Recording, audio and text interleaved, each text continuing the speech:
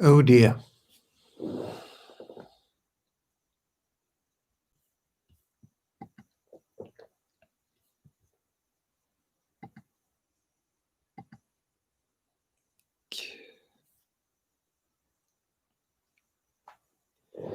Oh man. Oh man, it's all going wrong. It's all gone wrong on day 61. We should have stopped at 60.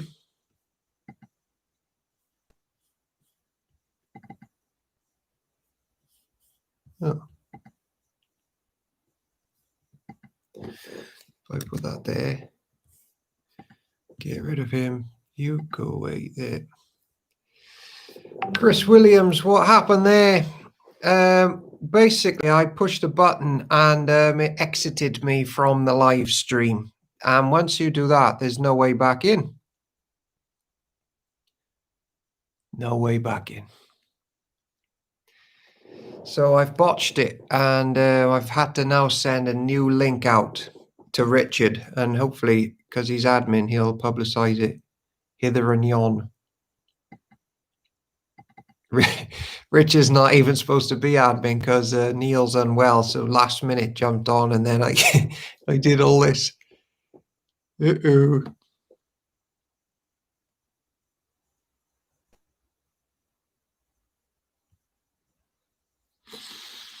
But the rest of you are here. You found the new link, Bible Hour Disaster Day 61.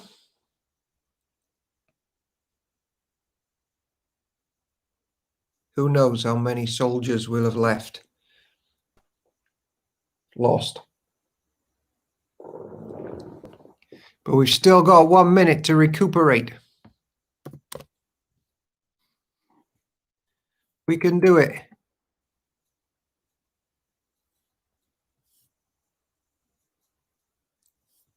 We can do it.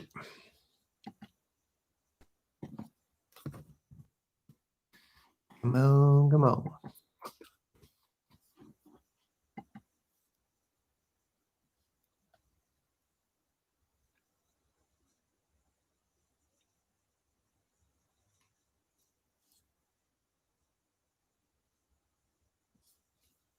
All right, here we go.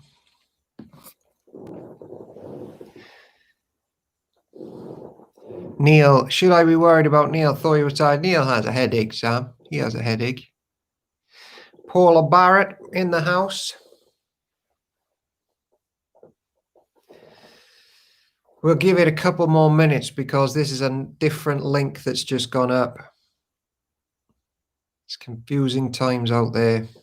Ricky B, no doubt hard at work, trying to put my error right. Diana's made it in. She's found the new link.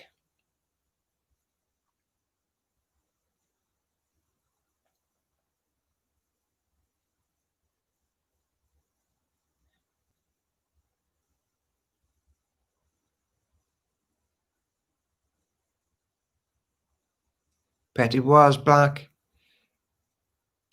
Here, we're here, we're here, we're here. Okay, let's get this Bible up and running.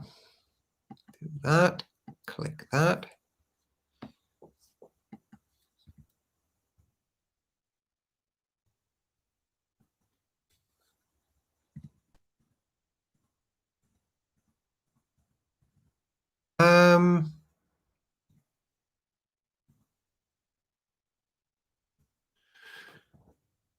When Ricky B's back from patch, oh, he's back. Ricky B, what verse did I get to? Was it, am I starting on verse 6? I'm pretty sure.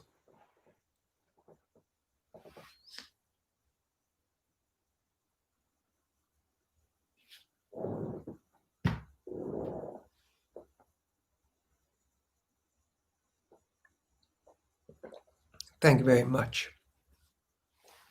We will wait 1 more minute because I accidentally exited the last link. If you want to know why we look out for Jesus and church in these passages,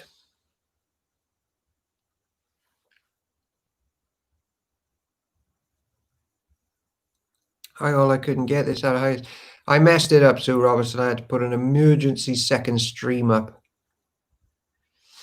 But there are links below. No, there's not links below, actually. Not on this link. On the link that died a few minutes ago, they were on that one, but we'll sort it.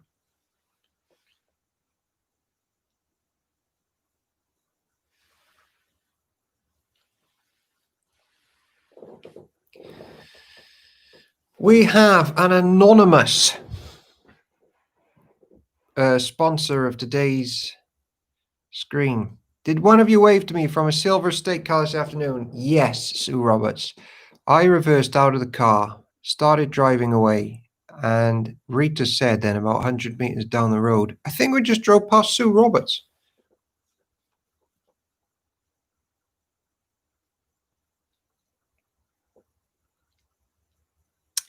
Tiredness and headaches, often 2 peas of a pod. Today's sponsor is an anonymous donor of this magisterial Ferrari jigsaw, which had been done for me, taken out of the box, done for me, and then placed inside a cereal box so it didn't get dismantled by the post and left on my doorstep.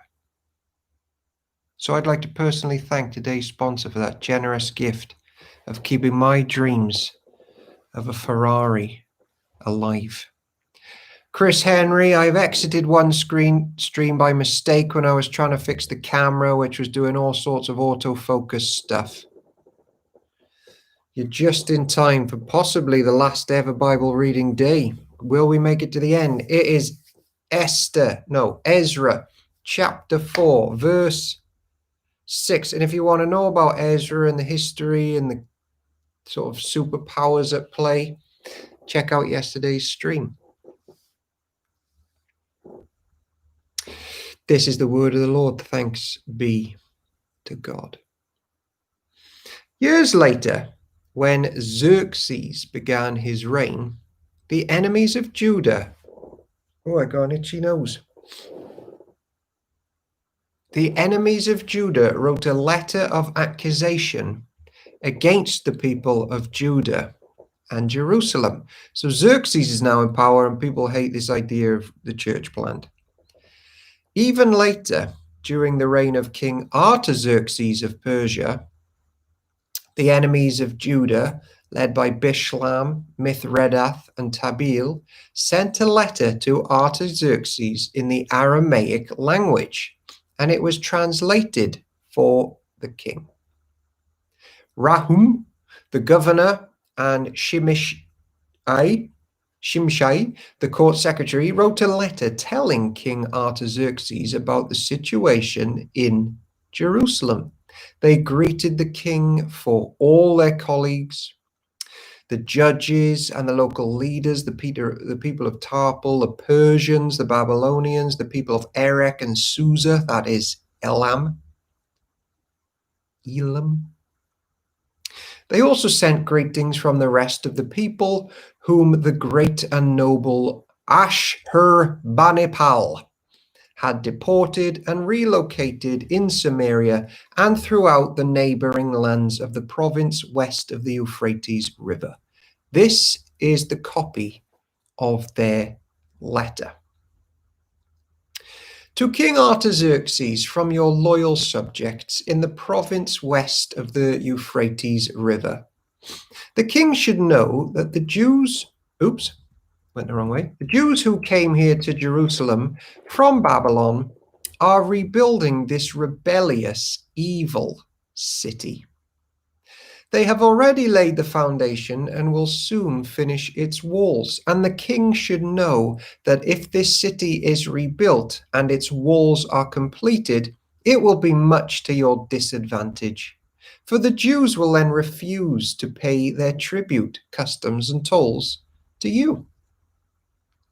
Since we are your loyal subjects and do not want to see the king dishonored in this way, we have sent the king this information. We suggest that a search be made in your ancestors' records where you will discover what a rebellious city this has been in the past.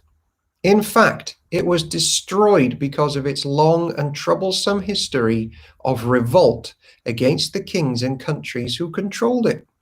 We declare to the king that if this city is rebuilt and its walls are complete, the province west of the Euphrates River will be lost to you. Just stay there for 5 seconds because I've got an itchy nose and it's annoying me. I'll sort it.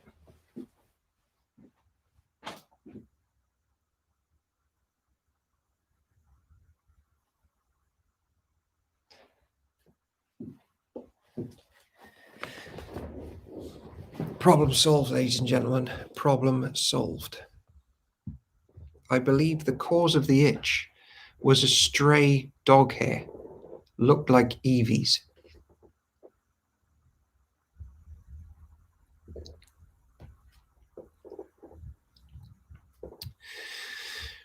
Then, so opposition to church life is now coming from bureaucracy. To cut it off. No, it's not attached to me, Sue Roberts. It just floated its way towards me. Then King Artaxerxes sent this reply to Rehum the governor, Shimshai the court secretary, and their colleagues living in Samaria and throughout the province west of the Euphrates River. Greetings. Oh, the nose. The letter you sent has been translated and read to me.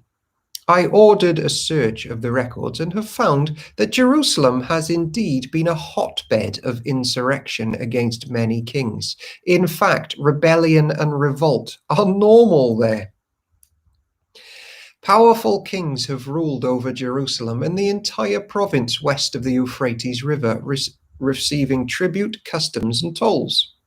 Therefore, issue orders to have these men stop their work. That city must not be rebuilt except at my express command. Be diligent and don't neglect this matter, for we must not permit the situation to harm the king's interests. When this letter from King Artaxerxes was read to Rehum, Shimshai, and their colleagues, they hurried to Jerusalem. Then, with a show of strength, they forced the Jews to stop building. The rebuilding resumes. So the work of the temple of God in Jerusalem had stopped, and it remained at a standstill until the second year of the reign of King Darius of Persia. Welcome on into the Bible Hour. If you're just trundling in, you've probably been searching high and low as to where we were on the original link, but don't worry. Parkend Admin has patched all that up for us. We are back live here. I'm still trying to figure out Apple Macintoshes. We are in Ezra chapter 5. We're learning about Jesus, his church, his bride. You can't get Jesus without his bride.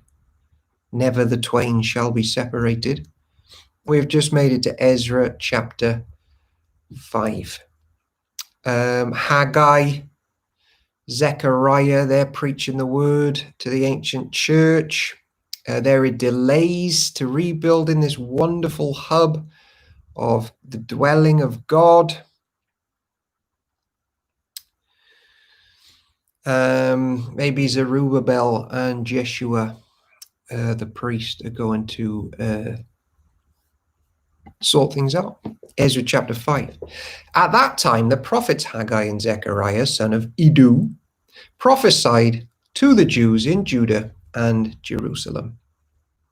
They prophesied in the name of the God of Israel, who was over them.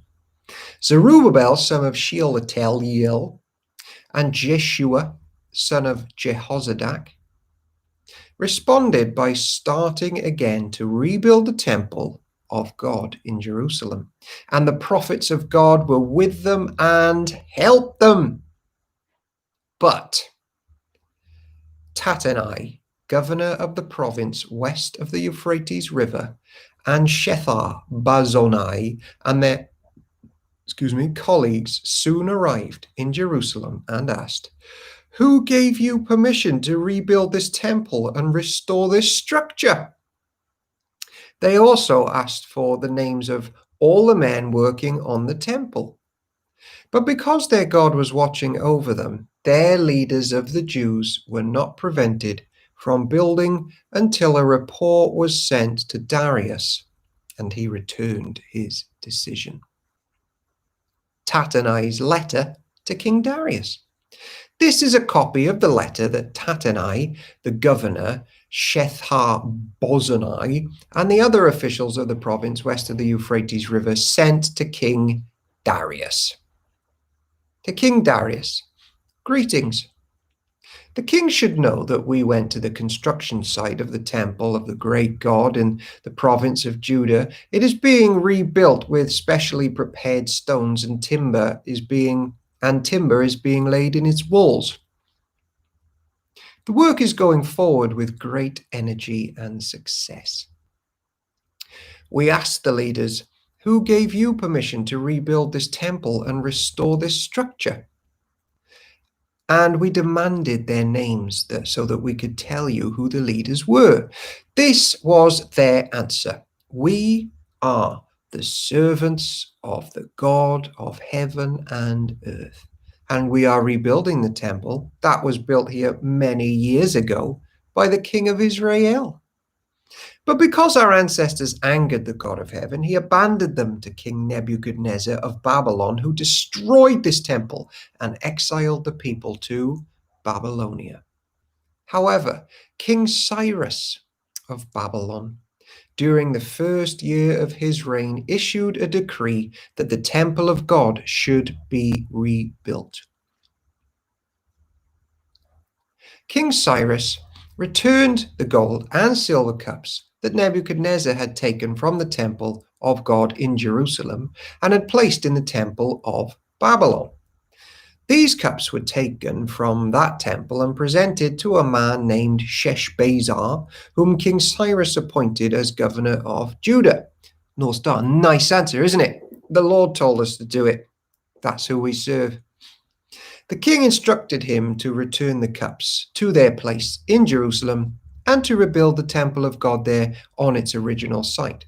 So this Sheshbazzar came and laid the foundations of the temple of God in Jerusalem. The people had been working on it ever since, though it is not yet completed. Therefore, if it pleases the king, we request that a search be made in the royal archives of Babylon to discover whether King Cyrus ever issued a decree to rebuild God's temple in Jerusalem, and then let the king send us his decision in this matter. More opposition.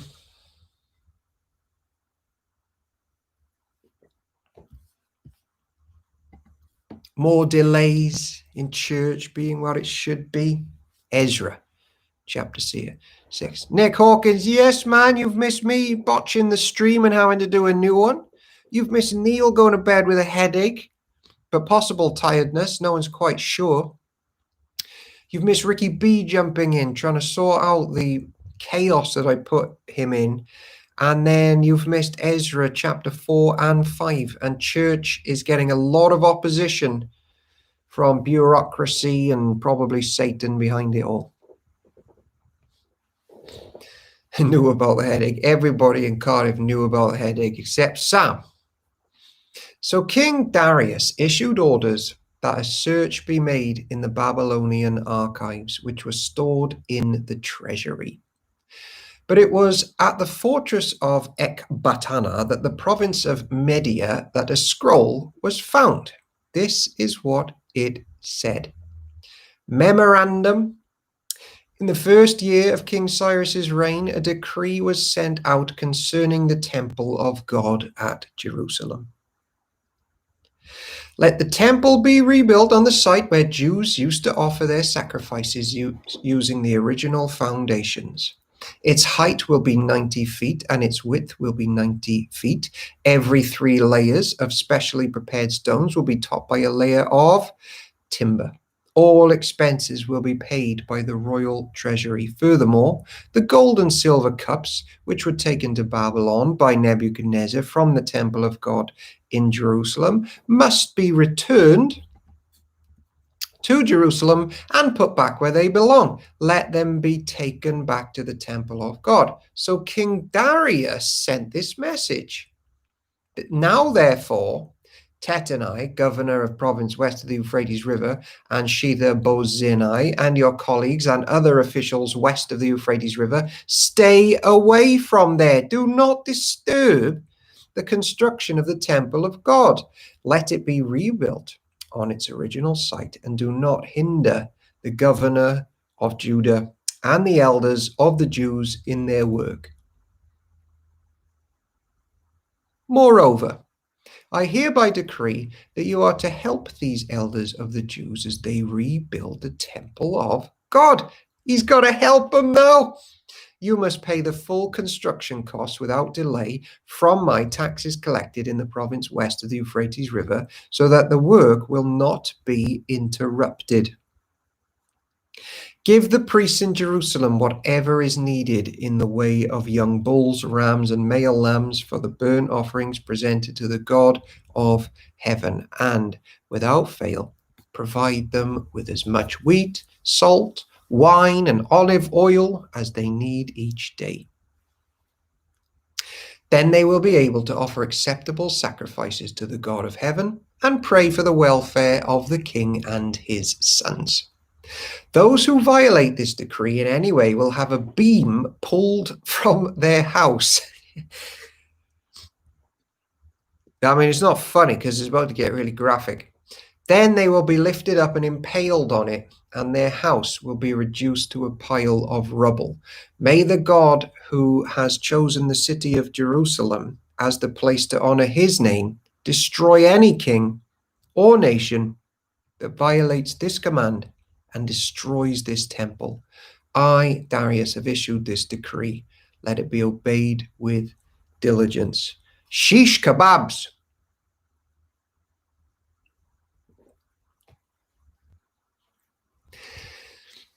So the opponents wrote a letter to the officials, to a few letters, and they're like, oh, you should check. This is a really rebellious city. So Darius looked into it and found the official decrees that it needs to be rebuilt. And because he went digging around, he's now funding the whole thing as well and has banned any opposition. And we're reminded again, what you meant for evil, the Lord has meant for good. Don't always look at your present situation, folks. Look how the Lord always makes his bride triumph. Tattenai, governor of the province west of the Euphrates River, and Shethar-bozenai and their colleagues complied at once with the command of King Darius. So the Jewish elders continued their work, and they were greatly encouraged by the preaching of the prophets Haggai and Zechariah, son of Iddo. The temple, so when we get to Haggai, you should have all this in your mind as well, and bits of Jeremiah and that. The temple was finally finished, as had been commanded by the God of Israel and decreed by Cyrus, Darius, and Artaxerxes, the king of Persia. The temple was completed on March 12th, during the 6th year of King Darius's reign. The temple of God was then dedicated with great joy by the people of Israel, the priests, the Levites, the rest of the people who had returned from exile. During the dedication ceremony for the temple of God, 100 young bulls, 200 rams, and 400 male lambs were sacrificed, and 12 male goats were presented as a sin offering for the 12 tribes of Israel. Then the priests and Levites were divided into their various divisions to serve at the temple of God in Jerusalem, as prescribed in the book of Moses. Yes, that's Leviticus. Every church needs to be founded on Leviticus, because Leviticus is the best book in the Bible, as the Bible Hour crew know. On April 21st, if you want specifics, the returned exiles celebrated Passover. The priests and Levites had purified themselves and were ceremonially clean.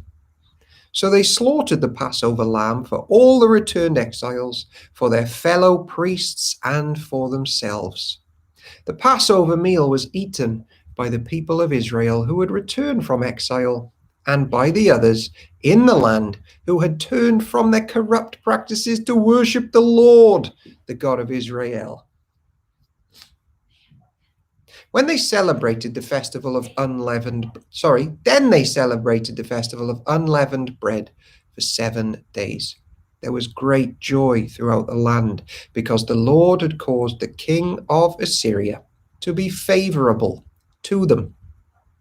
So they helped them to rebuild the temple of God, the God of Israel. Welcome on in to the Bible Hour. We are approaching the halfway mark, and that marks the end of the catch-up. Because what happens now is, let's just put a few things together. In the year 458, Artaxerxes was king of Persia.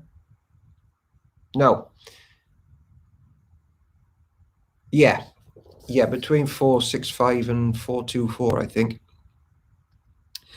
So 60 years has passed since the completion of the temple in Jerusalem, and the Jewish remnant was having a very difficult time. It was then that God raised up Ezra to lead a second group of refugees from Babylon to Judah to bring financial and spiritual support to the work and to help rebuild the city. So we've had the history up till that point, the first wave and what they did. Artaxerxes is now backing the plan because he got researching the history of Jerusalem, and that's where we're going from here. And it all started with a nasty letter from people who hate Jesus and church. And we've arrived at Ezra chapter 7. Ezra arrives in Jerusalem. Many years later, during the reign of King Artaxerxes in Persia, there was a man named Ezra. He was the son of Seraiah, son of Azariah, son of Hilkiah, son of Shallum, son of Zadok, son of Ahitub, and Amariah, and Azariah, and Meriath, son of Zechariah, son of Uzi, and Buki, son of Abushia, son of Phinehas, son of Eleazar, son of Aaron the high priest. This Ezra was a scribe who was well versed in the law of Moses, love it, which the Lord, the God of Israel, had given to the people of Israel. He came up to Jerusalem from Babylon, and the king gave him everything he asked for, because the gracious hand of the Lord, his God, was on him. Some of the people of Israel, as well as some of their priests, Levites, singers, gatekeepers, and temple servants, traveled up to Jerusalem with him in the 7th year of King Artaxerxes' reign. Ezra arrived in Jerusalem in August of that year. He had arranged to leave Babylon on April 8th, the first day of the new year, and he arrived at Jerusalem on August 4th, for the gracious hand of his God was on him. Park End Church admin, I know I've put you under quite a lot of duress already, but could you just paste verse 9 from the AV or the King James Version, please, there, because I just want to know how they handled dates. I can't remember the wording in the King James for dates. For the rest of you, it's the halfway mark, so please go and take 30 seconds. Grab a green tea, a pina colada, an espresso, caramocha, chocorocca, a banana, spritz, and we'll be back here in 30 seconds. Wow, that was quick, Park End admin. For upon the first day of the first month began he to go up from Babylon, and on the first day of the 5th month came he to Jerusalem according to the good hand of his God upon him. Okay, Yeah, the first month there, they mean April there, and the fifth month, May, June, July, August, yeah. I got cherries. Is that okay? That's all right, Chris Williams. I would watch too much cherries, of course, because they are balls of sugar. Not sure if you operate from the ketogenic diet, but you, of course, need to watch cherries if you are. Sue Roberts, whiskey on the rock. Wow, wheat rocks.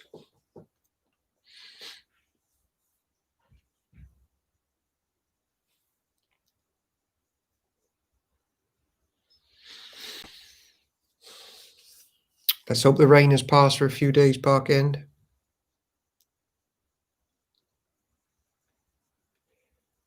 OJB had a meeting with the PCW today, just before Bible Hour over Zoom. Some key figures in the PCW as they were umming and ahhing about PCW and lockdown and internet capabilities.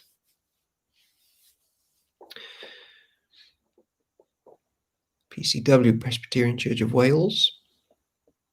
Calvinistic Methodism, Daniel Rowland. Verse 10. This was because Ezra had determined to study and obey the law of the Lord and to teach those decrees and regulations to the people of Israel. Ezra's preaching Moses. King Artaxerxes had given I have a pint of Mad Goose Pale Ale served by Sue. Wow, we have a lot of alcoholic beverages flowing around the Bible Hour. Yeesh, maybe that's why people like it so much. King Artaxerxes had given a copy of the following letter to Ezra, the priest and scribe, who studied and taught the commands and decrees of the Lord to Israel. From Artaxerxes, the King of Kings, to Ezra the priest, the teacher of the law of the God of heaven. Greetings. I decree that any of the people of Israel in my kingdom, including the priests and Levites, may volunteer to return to Jerusalem with you.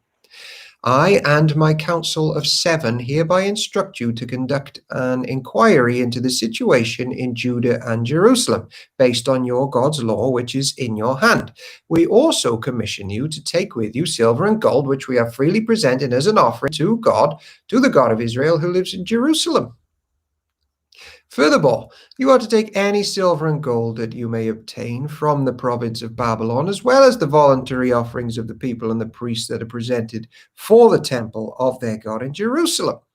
These donations are to be used specifically for the purchase of bulls, rams, male lambs, and the appropriate grain offerings and liquid offerings, all of which will be offered on the altar of the temple of your God in Jerusalem.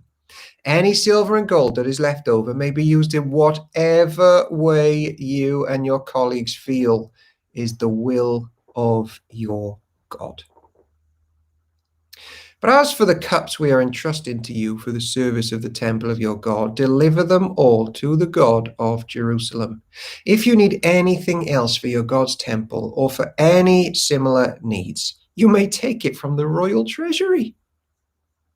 King Xerxes addressed himself as the king of kings. Yeah, he sure did. What a nutter. That's not going to end well.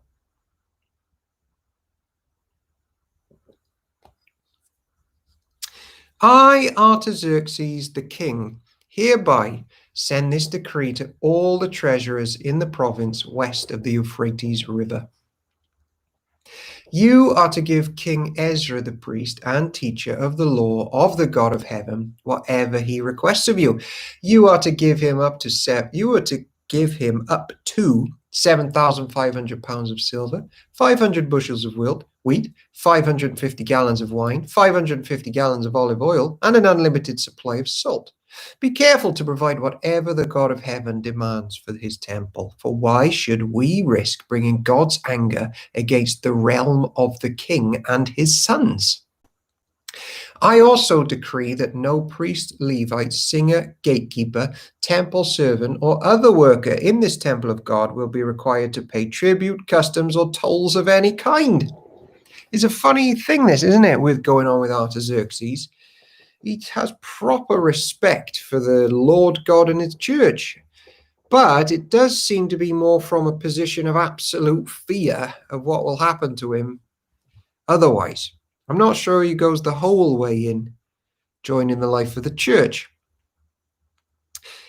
And of course, Xerxes, the other one who's in Esther, was an absolute godless psychopath.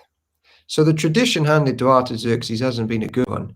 I mean, Xerxes, we're going to find out in Esther, was basically a sex pest, paedophile, rapist, kidnapper, and basically didn't tend to political affairs for the last 20 years of his reign because he was just in his harem with all his prostitutes, just drinking.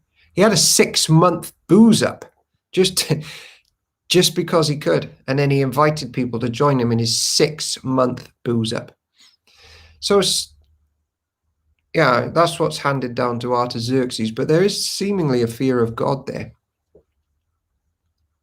As you, Ezra, are to use the wisdom your God has given you to appoint magistrates and judges who know your God's laws to govern all the people in the province west of the Euphrates River. Teach the law to anyone who does not know it. Anyone who refuses to obey the law of your God and the law of the king will be punished immediately, either by death, banishment, confiscation of goods, or imprisonment. Ezra praises the Lord. Praise the Lord, the God of our ancestors, who made the king want to beautify the temple of the Lord in Jerusalem. And praise him for demonstrating such unfailing love to me by honoring me before the king, his council, and all his mighty nobles. I felt encouraged because the gracious hand of the Lord my God was on me. And I gathered some of the leaders of Israel to return with me to Jerusalem. Ezra chapter 8. So he's gathering those up who are willing to join him in this course. We saw who they were in, well, no, we didn't actually. We saw the first lot in chapter 2, those legends. This lot then are going to be second or third generation exiles. And if they actually they come up again in Jeremiah 29, but they basically would have just known Babylonian and Persian culture and the empire there. But here we go. Let's see what happens. The exiles who returned with Ezra. I mean, this is no small thing. It happens with Esther too. Well, no, it doesn't actually. It happens with those like who should have gone back at Esther's time. Everything you've ever known has been Persian affluence, and they leave it for a desert church plant. That's humbling for us, isn't it, in 2020? Here is a list of the family leaders and the genealogies of those who came with me from Babylon during the reign of King Artaxerxes. From the family of Phinehas, Gershom. From the family of Ithamar, Daniel. From the family of David, Hattush, a descendant of Shechaniah. Doesn't Gershom mean stranger? He's always going to go back, isn't he? If his name was Gershom, he knew he didn't belong in Persia. Get me back. Unless Gershom doesn't mean stranger. I'm pretty sure it does. Because that was Moses' firstborn, wasn't it? From the family of Parosh, Zechariah and 150 other men were registered. From the family of Pahath Moab, Elihoenai, son of Zerahiah, and 200 other men. From the family of Zatu, Shechaniah, son of Jehaziel, and 300 other men. From the family of Adin, Ebed, son of Jonathan, and 50 other men. From the family of Elam, Jeshahiah, son of Ethaliah, and 70 other men. From the family of Shephath, Zebediah, son of Michael, and 80 other men. Park End Church admin, could you just Google the meaning of Gershom? Because if it does mean stranger or in a strange land, that tells us a lot. Oh, Sue Roberts, Gershom, sojourner. Yeah, a sojourner there. You read my mind. A sojourner is strange. That means the name Gershom. There's 3 people looked it up. The name Gershom is a Hebrew baby's baby name, and Hebrew babies mean exiled, alien, or Bel, famous bearer. Gershom was an Old Testament son of Moses. Yeah. It is interesting. Let's just stop there.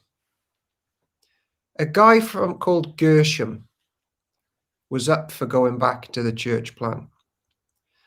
Now, if your parents call you like sojourner or lost or stranger, then their parents have taught him, his parents have taught him, we don't belong here. This isn't our home. I bet he had a gospel home, just like church was everything, and they're like, we got to go back, we're strangers and sojourners here. And if you ever get a chance to go back and plant that church, leave this comfort, leave this affluence, and go and join it. I reckon that's got to be it. Why else would you call him Gershom? Because Moses called his Gershom when he had done the murder and had to go for 40 years. That's it, isn't it? I've never thought of that before. Sunday sermon. Sojourner, temporary stayer or traveller. I think we've nailed that one, Ezra, Park End Bible Hour group. Their parents taught him the gospel. And look, his name is in, and he got the vision, and his name is in the book of life. And parents, grandparents, uncles, aunts, cousins, get involved with church and influence our young people now from this day on to get the bug for church life. Gershom, my new favorite person in the whole of the Bible. I don't even know where I got to. Let's go from 8. From the family of Shephatiah, Zebediah, son of Michael, and 80 other men.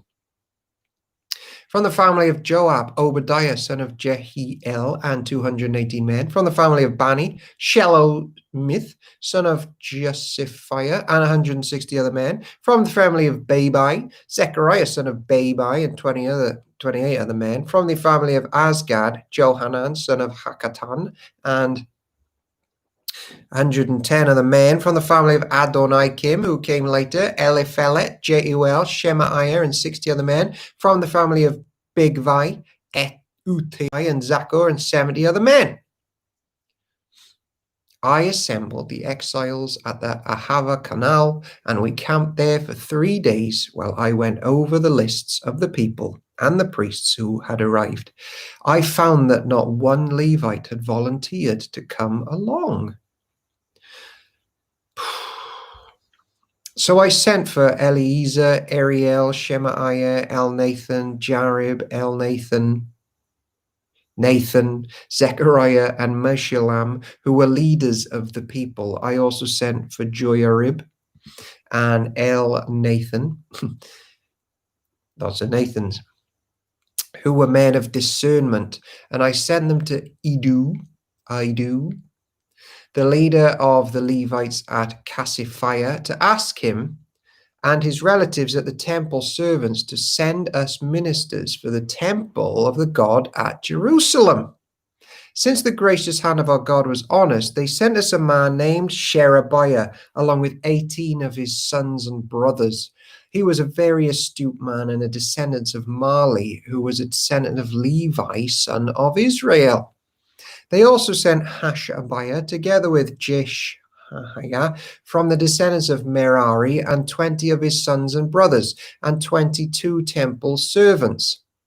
The temple servants were assistants to the Levites, a group of temple workers first instituted by King David and his officials. They were all listed by name. MacDonald, I had a schoolmate by the name of Trouble. I bet he was what he was called to be. Trouble. Wow. Yeesh. That's like calling your boy Jacob, which means deceiver. Or schemer or something. And there by the Ahava Canal, I gave orders for all of us to fast and humble ourselves before our God. We had a lad in school called Genius. He wasn't. We prayed that he would give us a safe journey and protect us, our children, and our gods as we travelled. For I was ashamed to ask the king for soldiers and horsemen to accompany us and protect us from the enemies along the way. After all, we had told the king, our God's hand of protection is on all who worship him, but his fierce anger rages against those who abandon him. So we fasted and earnestly prayed that our God would take care of us, and he heard our prayer. I appointed 12 leaders of the priests, Sherebiah, Hashabiah, and 10 other priests, to be in charge of transporting the silver, the gold bowls, and the other items, and the king, his council, his officials, and all the people of Israel had presented for the temple of God. I weighed the treasure as I gave it to them and found the totals to be as follows: 24 tons of silver, 7,500 pounds of silver articles, 7,500 pounds of gold, 20 gold bowls equal in value to 1,000 gold coins, 2 fine articles of polished bronze, as precious as gold. And I said to these priests, you and these treasures have been set apart as holy to the Lord. This silver and gold is a voluntary offering to the Lord, the God of our ancestors. Guard these treasures well until you present them to the leading priests, the Levites, and the leaders of Israel, who will weigh them at the storerooms of the Lord's temple in Jerusalem. I don't know if you're following like church news at all in life, but there's a massive thing going on in the Orthodox Church because some priests are issuing communion or the Eucharist or some part of that service with a plastic spoon, whereas traditionally they would have like this holy golden spoon. And I guess it's taken from texts like this, where utensils in the life of the church dedicated to church work are set apart as holy. But some priests are like, you cannot use a plastic spoon, this is blasphemy. And others are like, no, dude, we're using the plastic spoon. So the priests and the Levites accepted the task of transporting these treasures of silver and gold to the temple of our God in Jerusalem.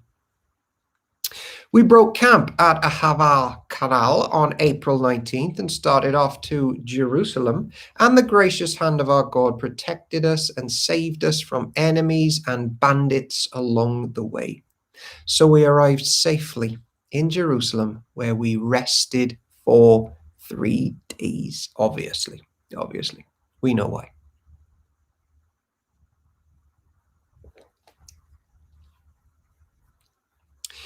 Finally, thing on that Gershom thing, I do think it is true of school education and school manners and courtesy and grounding of character. It's first and foremost the main school that children come into contact with is their family life at home. That's an education way deeper and more expansive than the school one, and how they are at school often reflects how they've been raised at home. I also believe it's clear in the Bible that the grounding of children's faith is so often formed at home, and what they see at home they learn and they take on, and of course many of us have flunked that. I have already, with a 4-year-old and a 6-year-old. And that is where church, the family of church, can help so much, because my failings as a parent of raising my Gershoms to realize they're just strangers in a foreign land looking for the heavenly glory, my failings there can be taken up by other people in church who have such an influence and a sway and an authority and wisdom that I lack, that they can have over my children. And all church children are part of the family of church, where we can influence for good in this age where our children and what they hear out in the world and what they see and the moral grounding and the purpose is all just complete chaos, church can be a haven of rest and protection for them. So as they stand for Jesus in the week, they can come to us throughout the week, and especially on Sunday. And the little Gershams in our watch can flourish and grow in the safety and protection of church life. It's a wondrous thing, church. 33. On the fourth day after our arrival, the silver, gold, and other valuables were weighed at the temple of our God and entrusted to Meremoth, son of Uriah, the priest, and to Eleazar, son of Phinehas, along with Jozabad, son of Jeshua, and Noadiah, son of Binnui. Both of them were Levites. Everything was accounted for by number and weight, and the total weight was officially recorded. Then the exiles who had come out of captivity sacrificed burnt offerings to the God of Israel. They presented 12 bulls for all the people of Israel, as well as 96 rams and 77 male lambs. They also offered 12 male goats as a sin offering. All this was given as a burnt offering to the Lord. The king's decrees were delivered to his highest officers and the governors of the province west of the Euphrates River, who then cooperated by supporting the people and the temple of God. North Star, we want to move to Cardiff and attend Park End. You'll be very welcome. Diane, sort them out a place. You're the woman in the know.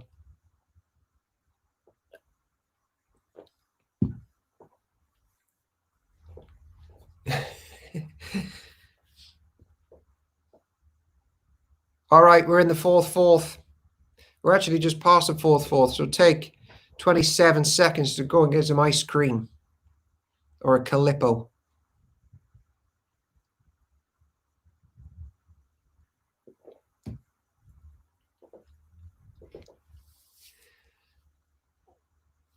We'll get all the members of Bible Hour to join Park End Church, and we'll just buy a block of flats for them all.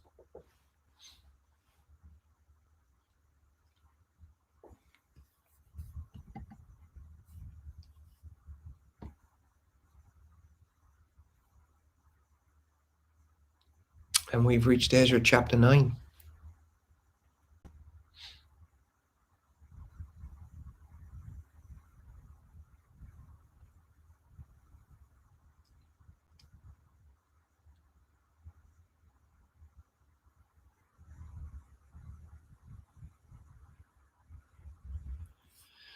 All right, here we go. Ezra's prayer concerning intermarriage. When these things had been done, the Jewish leaders came to me and said, "Many of the people of Israel and even some of the priests and Levites have not kept themselves separate from the other peoples living in the land. They have taken up the detestable practices of the Canaanites, Hittites, Perizzites, Jebusites, Ammonites, Moabites, Egyptians, and Amorites. For the men of Israel have married women from these people and have taken them as wives for their sons. So the holy race has become polluted by these mixed marriages. Worse yet, the leaders and officials have led the way in this outrage." It's not a great rendering from the New Living because of the race card, which gets played today. They probably, if they were to rewrite it in 2020, they would probably put slightly different expression there of the original word. So we're not dealing with races here. We're dealing with alliance to Jesus, and those other tribes were godless, Jesus-hating, sacrificing to pagan idols types. And of course, you're going to bring the whole family down if you get involved with that. That's the whole thing. So they're welcome to join the life of the church on the church conditions, but you can't just go aligning yourself with these other gods. It's just a denial of the work of Jesus. I think Malachi chapter 2 gets into that more. So remember that when we get to mingled, yeah, polluted, not polluted, yeah.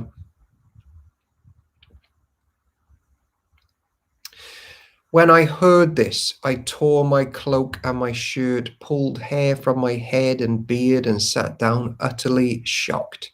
Then all who trembled at the words of God of Israel came and sat with me because of this outrage committed by the returned exiles. And I sat there utterly appalled until the time of the evening sacrifice. At the time of the sacrifice, I stood up from where I had sat in mourning with my clothes torn. I fell to my knees and lifted my hands to the Lord my God. I prayed, my God, I am utterly ashamed. I blush to lift up my face to you, for our sins are piled higher than our heads, and our guilt has reached to the heavens. From the days of our ancestors until now, we have been steeped in sin. That is why we and our kings and our priests have been at the mercy of the pagan kings of the land. We have been killed, captured, robbed, and disgraced just as we are today. But now we have been given a brief moment of grace, for the Lord our God has allowed a few of us to survive as a remnant. He has given us security in this holy place. Our God has brightened our eyes and granted us some relief from our slavery, for we were slaves. But his unfailing love, our God did not abandon us in our slavery. Instead, he caused the kings of Persia to treat us favorably. He revived us so that we could rebuild the temple of our God and repair its ruins. He has given us a protective wall in Judah and Jerusalem. And now, O our God, what can we say after all of this? For once again, we have abandoned your commands. Your servants, the prophets, warned us when they said, the land you are entering to possess is totally defiled by the detestable practices of the people living there. From one end to the other, the land is filled with corruption. Don't let your daughters marry their sons. Don't take their daughters as wives for your sons. Don't ever promote the peace and prosperity of those nations. If you follow these instructions, you will be strong and will enjoy the good things the land produces, and you will leave this prosperity to your children forever. Now we are being punished because of our wickedness and our great guilt. But we have actually been punished far less than we deserve.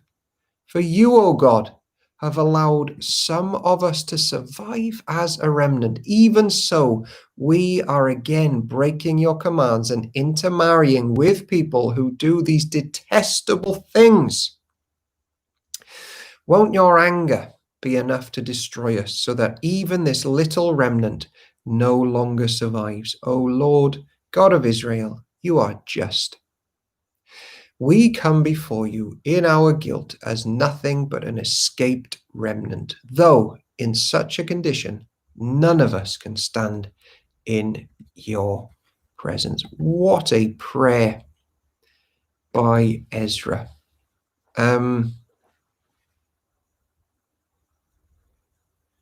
He owns their sin, as we close the Bible hour, as for himself. He aligns himself with his church.